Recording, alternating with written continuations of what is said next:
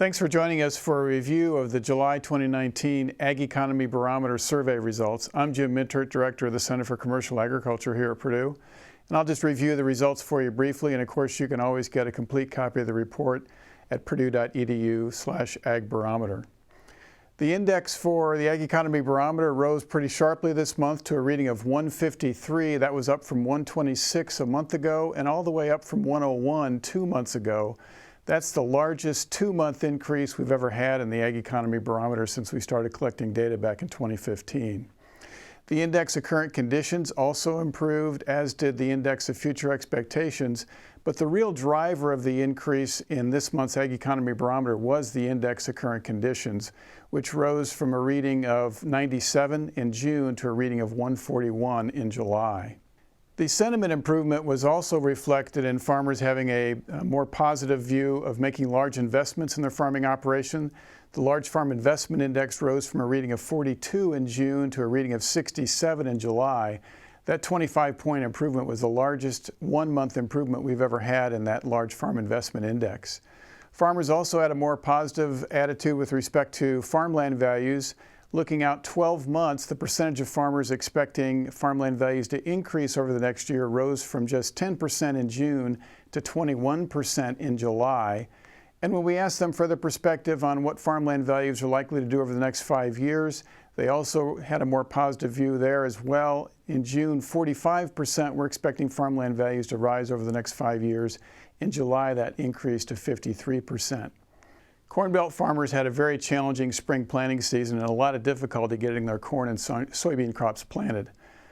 We asked farmers on this month's survey if they had to take a prevented planting payment on some of their corn acreage, and 25% of the farmers in our survey said that they were going to take prevented planting on at least some of their intended corn acreage. When we followed up and asked them how much of their intended corn acreage was going to be under the prevented planting provisions of federal crop insurance, 61% of them said that 15% or more of their intended corn acreage was going to be prevented planting. We asked the same set of questions with respect to soybeans. 24% of the farmers said that they took a prevented planting claim on at least some of their soybean acreage.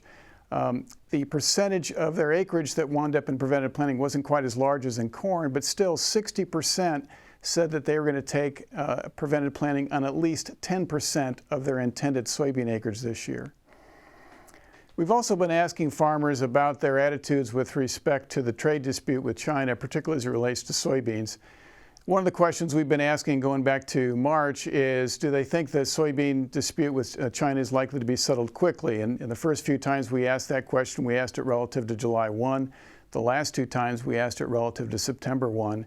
And as you can see on the slide, the percentage of farmers that think it's likely we would settle that dispute quickly declined from June into July, from 32% in June to 15% in July. We followed up and asked again, do you think the trade dispute with China will ultimately be resolved in a way that benefits U.S. agriculture? And we first asked that question back in March. A little over 3/4 of the respondents said they thought it would be settled in a way that was beneficial to U.S. agriculture.